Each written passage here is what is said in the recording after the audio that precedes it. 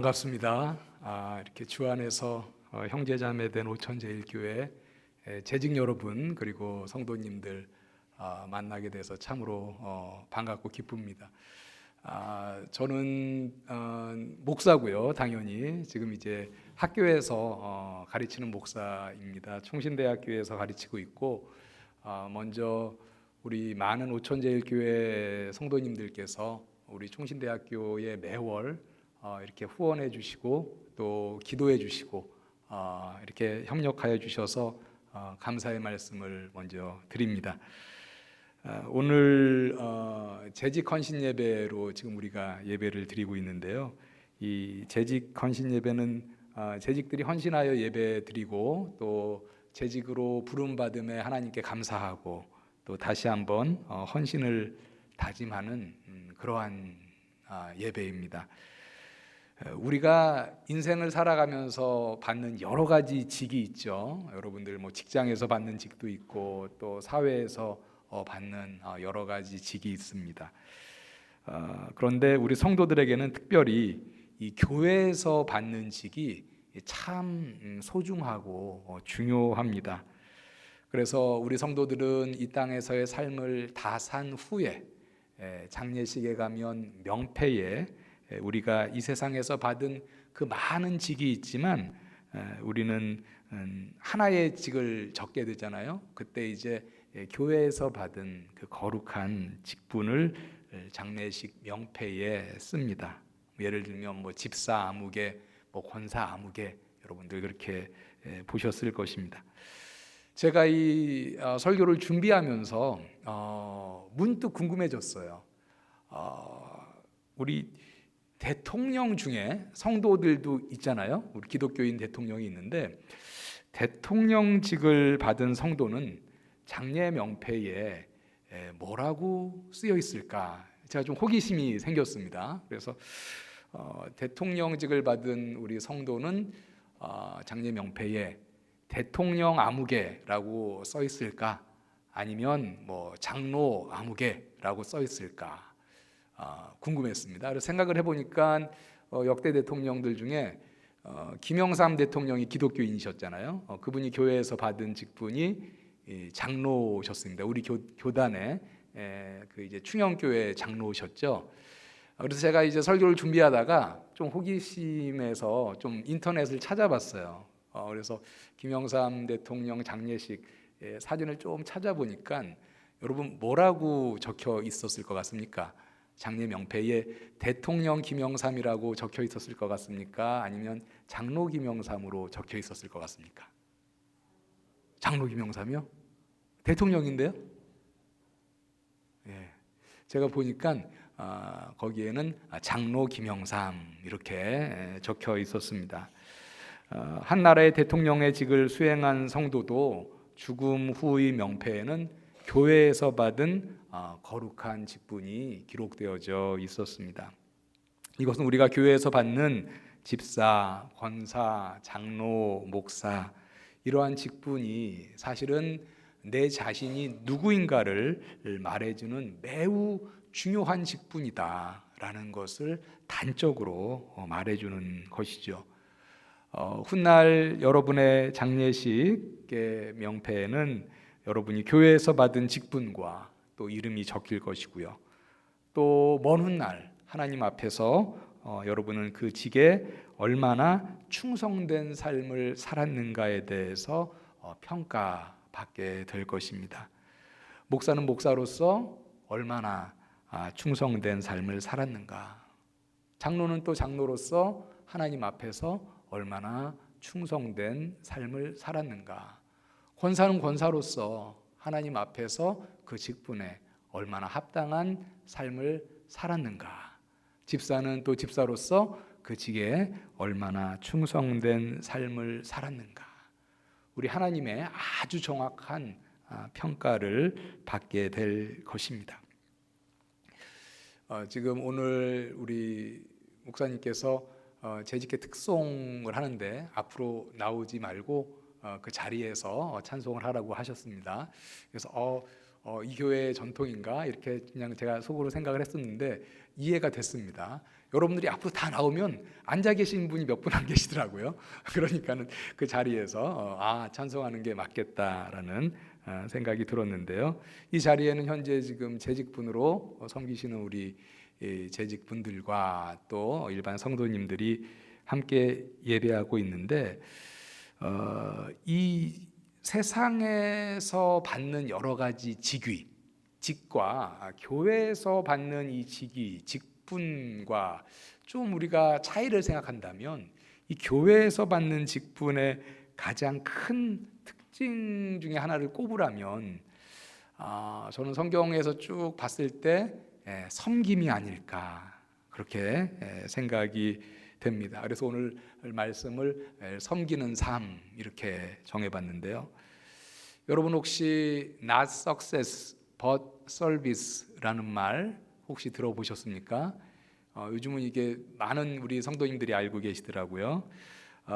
이 말은 그 우리나라에 오셨던 서서평 선교사님이 이 머릿맡에 이렇게 적어 놓았던 그런 이제 문구입니다. 이 서서평 선교사님은 미국에서 오신 간호 선교사님이셨어요. 영어 이름은 E.J. 쉐핑이었는데 이분이 약 100여 년 전에 우리 한국의 간호 선교사로 오셔서 죽을 때까지 이렇게 사역을 하셨습니다.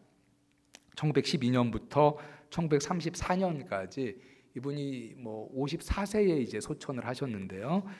그때까지 주로 이제 미혼모 그리고 고아, 한센인, 그 다음에 노숙인 등을 섬겼고 이 여자 간호 선교사님께서 평생 고아 14명을 입양하고 또 오갈 데 없는 과부들 38명과 함께 한 집에서 섬기셨던 그러한 선교사님이셨습니다. 예전에 어느 방송에서 이렇게 이 선교사님의 삶을 또 찍은 그런 이제 방송도 내보낸 적이 있는데요. 이 success와 service 사실은 둘 다 S로 시작하는 7개의 철자로 된 영어 단어입니다. 그런데 이제 우리 인생의 방향을 어디로 잡을까? success, 성공으로 잡을까? 아니면은 service, 섬김으로 잡을까에 따라서 사실은 우리 인생의 결과는 크게 달라질 것입니다. 제가 인생을 그렇게 많이 살지는 않았지만 살면 살수록 드는 생각이 우리 그리스도인의 삶은 섬김이다라는 것입니다. 우리 그리스도인이 왜 섬기는 삶을 살아야 할까요? 그 이유는요, 사실은 아주 선명합니다. 그것은 우리 그리스도인의 삶의 본이 되는 예수님의 삶이 바로 섬기는 삶이었기 때문입니다. 마가복음 10장 45절에 보면 예수께서 이 땅에 오신 이유를 우리에게 아주 선명하게 말씀하고 계십니다. 인자가 온 것은 섬김을 받으려 함이 아니라 도리어 섬기려 하고 자기 목숨을 많은 사람의 대속물로 주려 함이니라. 인자, 예수님께서 이 땅에 오신 것은 왜 오셨느냐? 섬김을 받으려 함이 아니라 도리어 섬기려 하고, 어디까지 섬기느냐? 자기 목숨을 많은 사람에게 대속물로 주려 함이다. 이렇게 말씀하고 있습니다. 여러분, 우리 성도란 어떤 사람들입니까? 예수님의 삶을 본으로 삼아 그를 따르는 제자들입니다. 여러분, 제자가 뭡니까? 제자. 여러 가지로 우리가 제자에 대해서 정의할 수 있겠지만 아주 간단하게 말하면 제자는요, 팔로워입니다. 따르는 자라는 것이죠. 예수님이 제자들을 부를 때 아주 간단하게 부르셨어요. 예수님이 성경에 보니까 제자들을 부를 때 어떻게 불렀느냐 하면 나를 따르라. 영어로 하면 follow me 이렇게 불렀습니다. 마가복음 1장 17절에서 시몬과 안드레를 예수님이 부를 때 나를 따르라. 내가 너희로 사람을 낚는 어부가 되게 하리라. 이렇게 말씀을 하셨고요. 마가복음 2장 14절에 보니까 레위를 부르실 때도 예수께서 레위에게 나를 따르라 이렇게 말하자 레위가 일어나서 따랐다라고 기록을 하고 있습니다. 예수님의 제자가 누구입니까? 가장 간단하게 얘기하면 예수님을 따르는 자다라는 거예요. 예수님의 삶을 따르고 예수님의 가르침을 따르는 자입니다. 여기 계신 모든 여러분들 예수님의 제자가 되기를 원하십니까? 아멘입니다. 제가 이제 뭐 학교에 이렇게 있다 보니까 가르치는 선생으로 있다 보니까 이런 게 있어요. 학계에서도 어떤 아주 그 대가가 있잖아요. 학계에 무슨 각 전공별로 대가가 있는데 그 대가의 제자들은 매우 그것을 영광스럽게 생각합니다. 그래서 뭐 자신을 소개할 때 뭐 이렇게 나는 어느 학교에서 뭐 박사학위를 받았습니다. 뭐 이렇게 소개하는 경우도 있지만 아주 큰 대가에게 학위를 받은 그런 분들은 많은 경우에 나는 어느 학교에서 누구의 가르침을 받은 제자입니다. 이것을 좀 얘기하더라고요. 그러니까는 학계에서도 아주 대가의 제자가 된다는 것은 큰 영예로 알고 있는 것이죠. 그런데 하물며 우리 하나님의 아들 예수님의 제자가 된다는 것, 우리에게는 더없이 큰 영광이 아닐 수 없습니다. 그래서 여러분들이 아멘이라고 얘기했듯이 사실은 우리는 다 예수님의 제자가 되고 싶은 사람들이죠. 예수님 당시에 만약에 우리가 살았다면 그때 만약에 우리가 예수님의 제자로 예수께서 나를 따르라 라고 말씀하셨다면 우리는 예수님을 따라가고자 하는 사실 그런 마음을 갖고 있는 그런 사람들입니다. 그런데 예수님의 제자가 되는 영광을 어떻게 누릴 수 있을까요? 예수님을 따르면 되는 것입니다. 그런데 예수님께서 분명히 말씀하셨죠. 예수님이 이 땅에 오신 이유는 섬김을 받으려 함이 아니라 섬기려고 왔다. 우리가 예수님을 따른다는 것은 무엇입니까? 우리의 삶을 섬기는 삶으로 살아가는 것이다. 어디까지 섬깁니까? 예수께서는 죽기까지 섬겼어요. 사실 죽기까지 섬긴다는 것은 사실은 흉내내기 어려운 섬김이죠. 그런데 예수님께서는 죽기까지 섬기는 삶을 우리에게 본으로 보여주셨습니다. 오늘 본문 베드로전서 4장 10절에 보면 성도들의 삶이 섬기는 삶이어야 함을 알려줍니다. 우리 4장 10절 다시 한번 한 목소리로 다 같이 한번 읽어보죠. 시작. 각각 은사를 받은 대로 하나님의 여러 가지 은혜를 맡은 선한 청지기 같이 서로 봉사하라. 아멘. 이 절 베드로가 지금 사도 베드로가 교회의 성도들에게 권한 말씀입니다. 교회 안에서 성도들 간에 서로 봉사하라. 이 서로 봉사하라는 것이 이제 서로 섬기라라는 거죠. 영어로 하면 이제 serve라고 이렇게 되어 있습니다. 우리의 섬김을 실천할 베이스가 되는 곳 바로 교회다라는 것입니다. 그런데 어떻게 섬기라고 말씀합니까? 오늘 우리 기도하신 집사님께서도 기도해 주셨는데 오늘 말씀해 보니까 각각 은사를 받은 대로 섬기라 이렇게 말씀하고 있어요. 각각 은사를 받은 대로. 근데 여기서 이제 은사로 번역된 헬라어 원어는 카리스마라는 것입니다. 여러분들 카리스마 많이 들어보셨죠? 카리스마, 카리 내 안에 있으마 이런 거 못 들어보셨나요? 네, 카리스마 뭐 그건 아니고 우리 카리스마라는 말은 일반적으로 이제 이게 헬라어인데 지금 뭐 많이 알려진 그런 이제 말입니다. 그런데 이제 이 카리스마라는 그 말의 이 헬라어 원래 뜻은요, 우리 성경에서 말하는 이 뜻은요, 선물입니다. 선물. 그래서 일반적으로 우리 성경에는 각각 은사를 받은 대로 이게 뭐냐? 각각 선물을 받은 대로. 영어 성경에 보면은요, 이 은사로 우리말에 번역된 카리스마를 기프트라고 이렇게 번역을 하고 있습니다.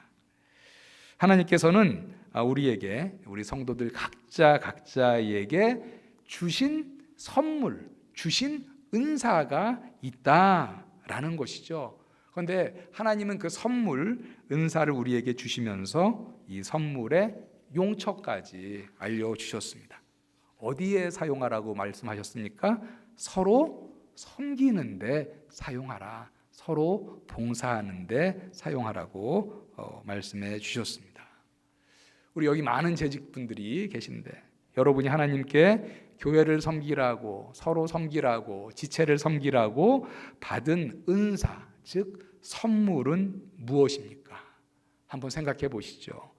각자가 받은 선물, 은사가 적어도 한 가지 이상씩은 있을 것이라고 생각이 됩니다. 한 가지를 더 묻죠. 여러분은 지금 여러분이 하나님께 받은 그 은사를, 그 선물을 가지고 교회를 섬기는데, 또 지체를 섬기는데 잘 사용하고 계신지요? 오늘 본문 10절을 다시 보면 은사를 받은 성도들을 하나님의 여러 가지 은혜를 맡은 선한 청지기, 또 이렇게 얘기해요. 10절을 다시 보면 각각 은사를 받은 대로 하나님의 여러 가지 은혜를 맡은 선한 청지기 같이 서로 봉사하라. 하나님의 여러 가지 은혜를 맡은 선한 청지기. 이 말이 어떤 의미일까? 좀 생각해 보겠습니다. 여기서 은혜로 번역된 이 헬라어는요, 우리가 조금 전에 은사로 번역된 그 헬라어 카리스마와 같은 어원의 단어 카리스라는 헬라어입니다. 그러니까는 지금 카리스 한자 차이네요, 그죠? 카리스마, 카리스. 카리스마는 지금 은사로 번역이 됐고 카리스는 은혜로 번역이 됐어요. 그런데 이 카리스라는 말의 의미는 무엇이냐? 지금 어원도 같죠? 의미도 같습니다. 선물이라는 거예요. 카리스도 선물이라는 것입니다. 그래서 우리 성도들 누구냐? 서로에게 줄 하나님의 은혜, 선물을 갖고 있는 사람들이다 라는 것입니다. 하나님의 여러 가지 은혜를 맡은 선한 청지기, 하나님의 여러 가지 지금 선물을 맡고 있는 선한 청지기가 바로 우리 성도들이다 라는 거예요. 이렇게 좀 예를 한번 들어보죠. 여러분들 이렇게 여러 명이 모인 공동체에서 선물 교환 해보신 적 있죠? 선물 교환, 선물 하나씩 준비해서 이렇게 주는 거 아니겠습니까? 그런데 사실 우리가 선물 교환을 하듯이 교회라는 곳이 어떤 곳이냐? 교회 성도들 서로 간에 서로 간에 줄 선물을 갖고 있는 사람들의 공동체다라는 거예요. 아름다운 관계죠. 멋진 관계가 우리 교회 성도들의 관계입니까? 서로 간에 줄 선물을 갖고 있는 성도들, 서로에게 또 얼마나 고마운 것입니까? 그런데 만약에 선물 교환을 하는데 어떤 사람이 다른 사람으로부터는 선물을 받았는데 자신의 선물을 내어놓지 않는다면 그 분위기는 매우 어색한 분위기가 될 것입니다. 자신이 받은 은사로 지체를 섬기지 않는다면, 교회를 섬기지 않는다면 이는 마치 자기의 선물을 내어놓지 않는 그러한 사람과 같다라는 것입니다. 이 선물의 사실은 원래 소유자는 하나님이시고 우리는 하나님이 우리에게 선물을 맡겨주신, 그래서 우리는 그 선물의 관리자이기 때문에 10절에 보니까 청지기다 이렇게 얘기한 것이죠. 하나님의 여러 가지 은혜를 맡은 선한 청지기 이렇게 얘기하고 있습니다. 청지기인가 무엇인지 말해주는 우리 예수님의 예화, 우리가 너무나 잘 아는 마태복음 25장의 달란트 비유가 있죠. 우리 재직들 이 내용은 익히 잘 아시리라 생각을 합니다. 어느 날 주인이 타국으로 떠나면서 자신의 종들을 불러서 각각 5달란트, 2달란트, 1달란트를 맡기죠. 돌아왔습니다. 주인이 5달란트 받은 종은 그것을 사용해서 장사를 해서 5달란트를 더 남겼고 2달란트 받은 종도 그것을 사용하여 2달란트를 남겼는데, 문제는 누구였습니까? 그 1달란트 받은 종은 그것을 사용하지 않고 땅에 묻어두었다가 1달란트 그대로 주인에게 가져왔습니다. 그때 주인이 자신의 달란트를 사용하지 않고 그냥 묻어둔 그 1달란트 받은 종에게 악하고 게으른 종아라고 책망하면서 이 무익한 종을 바깥 어두운 데로 내쫓으라, 거기서 슬피 울며 이를 갈리라, 이렇게 책망하셨습니다. 한편 2달란트 받은 자 그리고 5달란트 받은 자에게는 동일하게 칭찬하셨어요. 잘하였도다 착하고 충성된 종아, 내가 적은 일에 충성하였음에 내가 많은 것을 내게 맡기리니 내 주인의 즐거움에 참여할지어다. 여기서 우리가 알 수 있는 교훈 몇 가지가 있습니다. 첫 번째, 우리가 받은 달란트, 은사, 선물은 묻어두라고 하나님이 주신 것이 아니라 사용하라고 주신 것이다 라는 것이죠. 예전에 어느 신학자이자 목회자가 녹슬어 없어지느니 닳아서 없어지리라, 이런 말을 했죠. 녹슬어 없어지는 것, 어떤 것입니까? 하나님이 자신에게 주신 은사를 사용하지 않는 거죠. 묻어두는 거죠. 닳아서 없어지는 게 낫다라는 거죠. 많이 사용해서 닳아서 없어지는 게 낫다라는 것입니다. 선물, 은사, 달란트는 하나님이 묻어둬라고 우리에게 주신 것이 아니라 사용하여 주인에게 충성하라고 우리에게 주셨다라는 것입니다. 두 번째, 이 달란트 비유에서 우리가 생각해 볼 수 있는 교훈 하나는요, 그 주인이 2달란트 받은 청지기 그리고 5달란트 받은 청지기에게 토시 하나 틀리지 않고 동일하게 칭찬했다라는 것입니다. 이게 무슨 말입니까? 내가 받은 은사가 크건 작건 중요한 거는 뭐예요? 각자가 받은 은사로 신실하게 섬기는 것이다 라는 것입니다. 교회 안에 우리가 이렇게 보면 어떤 경우는 이런 생각이 들 때도 있어요. 야, 저 사람은 참 하나님이 많은 은사를 주셨다. 내가 이렇게 갖고 있는 은사보다 저 사람은 참 많은 은사를 갖고 있다. 다른 사람의 받은 은사가 좀 커 보일 때가 있습니다.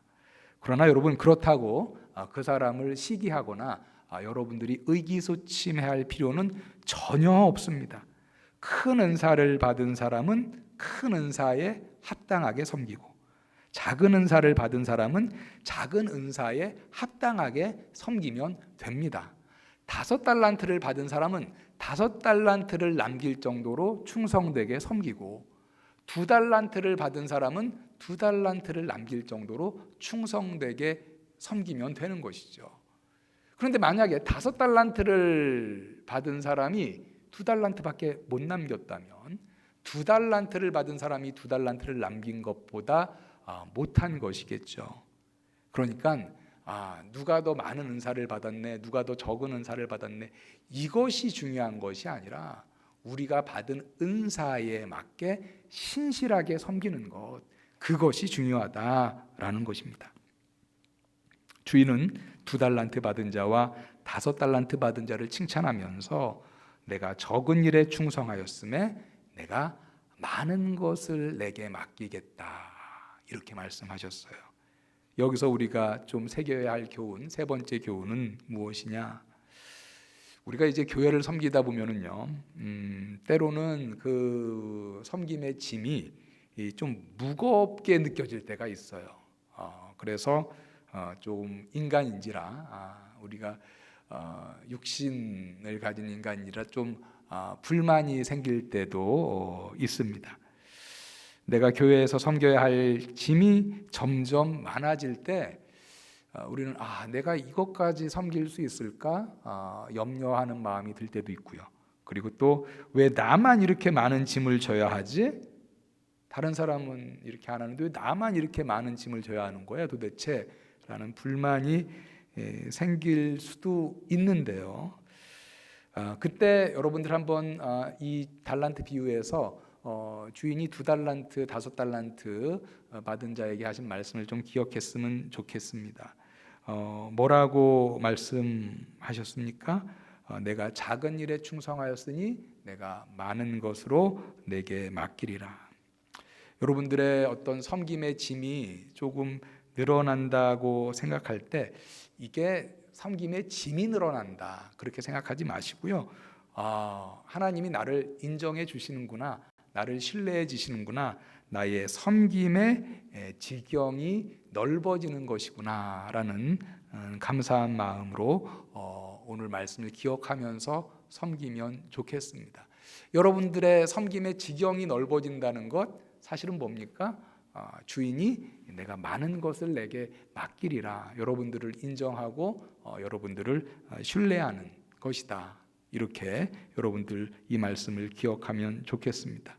물론 교회에서의 섬김이 일부 사람들에게 너무 편중되는 것은 바람직하지 않습니다. 그래서 오늘 베드로전서 4장 10절의 본문에서는 서로 봉사하라 이렇게 얘기하고 있죠. 교회 안의 섬김이 일부 지체에 편중되고 일부 지체는 전혀 섬기지 않는다면 그것 또한 사실 건강한 공동체다, 건강한 교회다 이렇게 말하기는 어려울 것입니다.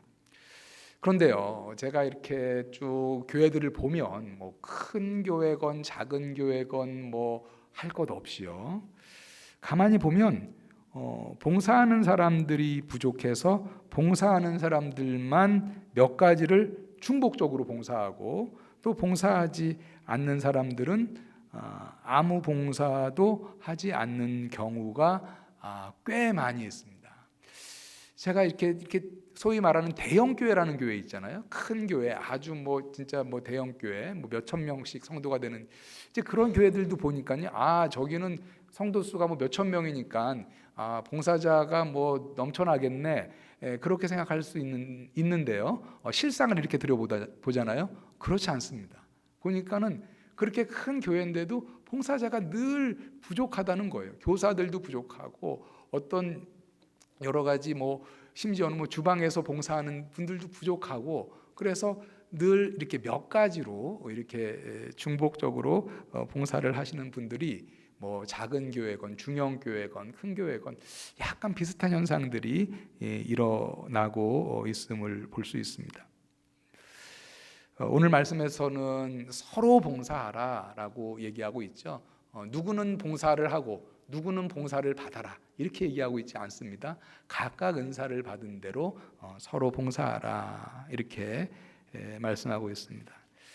여기 계신 우리 분들 가운데 혹시나 하나님이 주신 은사 선물을 지금 땅에 묻어두고 아무 봉사도 하고 있지 않는 분이 있다면, 아니면 하나님이 주신 나의 은사에 비교해 볼 때 내가 그 은사를 다 발휘하지 않고 나는 너무나 작은 지금 봉사만 하고 있는 그런 경우가 있으시다면 여러분들 아직 늦지 않았습니다. 이제 2025년의 새로운 시작입니다. 오늘 세 번째 주죠. 여러분의 은사를 사용하셔서 하나님이 여러분들에게 주신 선물을 사용하셔서 올해는 여러분이 섬길 수 있는 그런 부서에서 봉사를 시작하시기 바랍니다.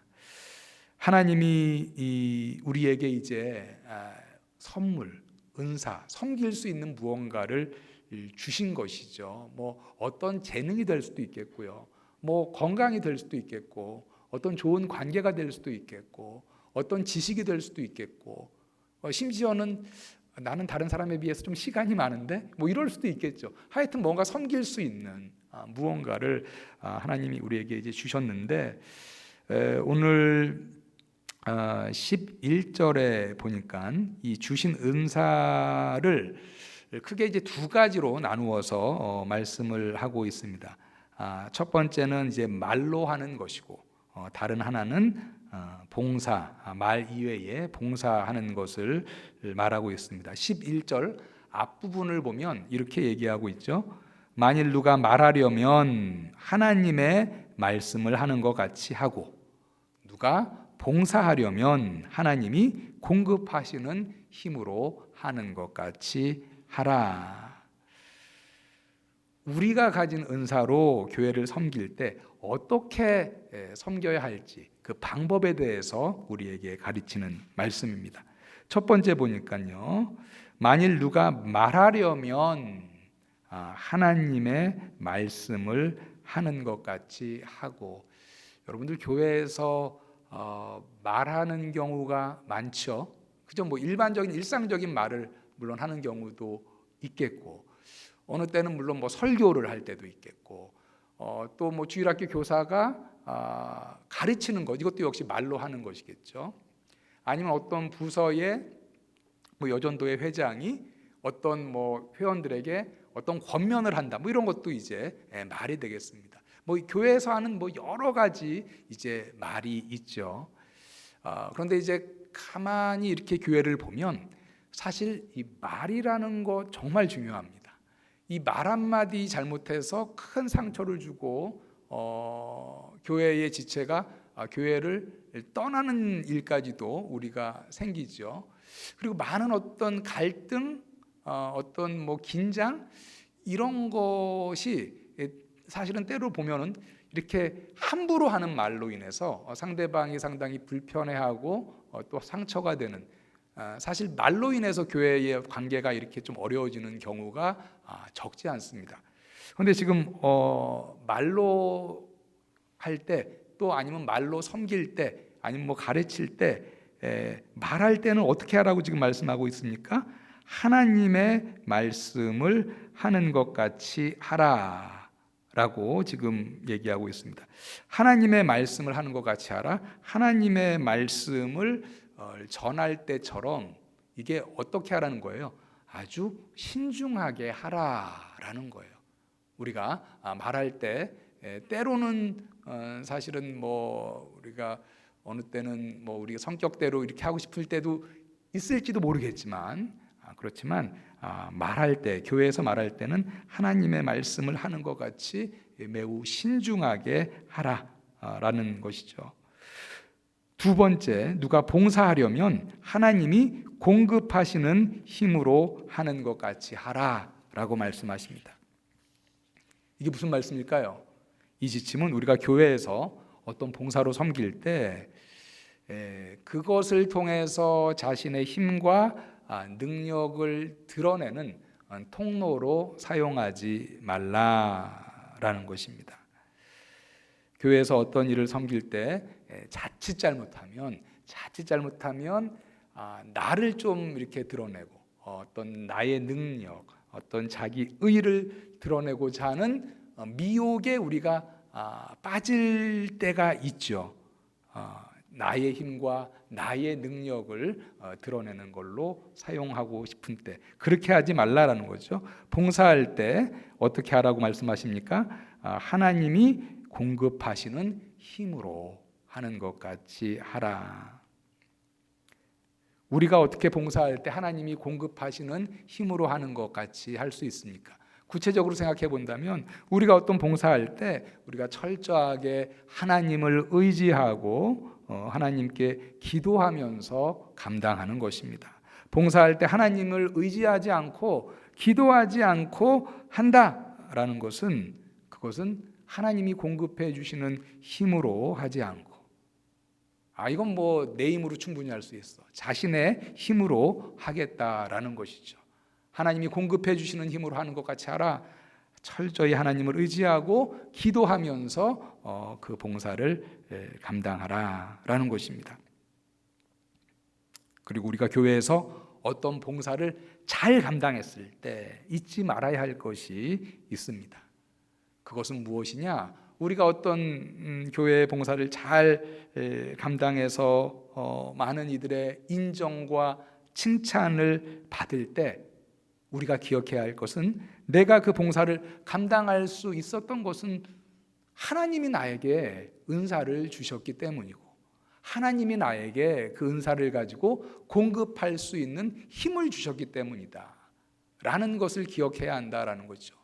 우리 각각 은사를 받은 대로 섬기는 거 아닙니까? 하나님이 주신 어떤 무엇을 가지고 우리가 섬기는 거 아닙니까? 하나님이 그것을 주셨기 때문에, 하나님이 내게 힘을 공급해 주셨기 때문에 내가 섬길 수 있었던 것이기 때문에, 우리가 교회에서 어떤 인정을 받고 어떤 봉사에서 칭찬을 받을 때 그거 좋은 거죠. 그렇지만 그때 내 자신이 우쭐해지고 내 자신이 높아지고, 야 나는 그래 이 정도는 되지, 나는 정말 뭐 자신을 높이는 그런 유혹에 빠지는 것이 아니라, 그때에도 우리가 높여야 할 것은 바로 하나님이고 하나님께 감사해야 한다라는 것이죠. 어떤 봉사를 잘 마쳤을 때 영광을 받아야 할 분은 내 자신이 아니라 하나님이시다라는 것을 우리가 잊지 말아야 하겠습니다. 그래서 오늘 그 베드로전서 4장 11절 우리 다시 한번 잠깐 보죠. 4장 11절 다시 한번 우리 다 같이 읽어보죠. 만일 누가 말하려면 하나님의 말씀을 하는 것 같이 하고, 누가 봉사하려면 하나님이 공급하시는 힘으로 하는 것 같이 하라. 이는 범사에 예수 그리스도로 말미암아 하나님이 영광을 받으시게 하려 함이니, 그에게 영광과 권능이 세세에 무궁하도록 있느니라. 아멘. 교회 봉사 가운데도 잘할 때 있죠, 그죠? 어떤 성취가 있을 때도 있습니다, 그죠? 칭찬을 받고 남들이 인정해 줄 때도 있는데, 그런데 사실은 우리의 봉사는 누구의 영광입니까? 나의 영광, 나의 높아짐, 나의 드러남이 아니라 뭡니까? 범사에 예수 그리스도로 말미암아 하나님이 영광을 받게 하려 함이니 라고 말씀하고 있습니다. 오늘 말씀을 좀 정리하도록 하겠습니다. 오늘 우리가 베드로전서 4장 10절과 11절을 통해서 우리 재직과 우리 성도 각자가 자신이 받은 은사를 가지고 섬기는 삶을 살아야 함을 들었습니다. 마무리하면서 다시 한번 자신에게 물어봤으면 좋겠습니다. 나는 지금 하나님이 주신 선물로, 그 주신 은사로 잘 섬기고 있는가? 혹은 그 은사를 땅에 묻어두고 섬기지 않고 섬김을 받는 것만 좋아하고 있지는 않는가? 이 자리에 계신 많은 분들 섬김의 자리에서 열심히 섬기고 있다라고 생각합니다. 그러한 분들 이렇게 물어보면 좋겠습니다. 나는 교회에서 말할 때 하나님의 말씀을 하는 것처럼 늘 신중하게 말하고 있는가? 나는 봉사할 때 하나님이 공급해 주시는 힘으로 하는 것 같이 하는가? 아니면 은연중에 계속해서 나를 드러내고 나의 의를 드러내기 위해서 힘쓰고 있지는 않은가? 나의 탁월한 봉사와 역할을 사람들이 알아줌으로 내가 높아지기를 원하고 있지는 않는가? 우리가 교회를 섬길 때 잊지 말아야 할 것, 그것은 나의 영광을 위해서가 아니라 하나님의 영광을 위하여 하여야 한다라는 것입니다.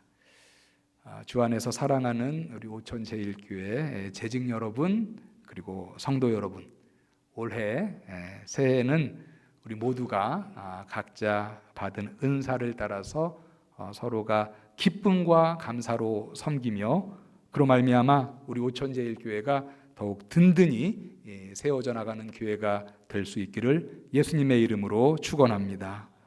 기도하겠습니다. 우리에게 예수 그리스도를 통하여 섬김의 귀한 본을 보여주신 하나님, 우리 오천제일교회 모든 재직들이 받은 은사로, 각자의 은사로 섬김을 다함으로 예수님의 참 제자로 인정받는 그러한 올해가 되게 하여 주시옵소서. 우리의 섬김의 지경이 넓어질 때 우리가 염려하거나 불만으로 하나님께 나아가지 아니하고, 오히려 하나님께서 내가 큰 것으로 맡기리라, 우리가 맡겨진 직분에 감사와 기쁨으로 감당하게 하여 주시옵소서. 우리의 섬김의 사명을 감당할 때 주님을 의지하고 주님이 공급하여 주시는 힘으로 우리 각자에게 맡겨진 그 많은 하나님 섬김의 사역들 능히 감당케 하여 주시옵소서. 우리 재직들이 또 우리 성도들이 선한 청지기 같이 서로 봉사함으로 오천제일교회가 하나님 보시기에 더욱 아름다운 교회, 더욱 든든한 교회로 서가는 올 한 해가 되게 하여 주옵소서. 예수님의 이름으로 기도합니다. 아멘.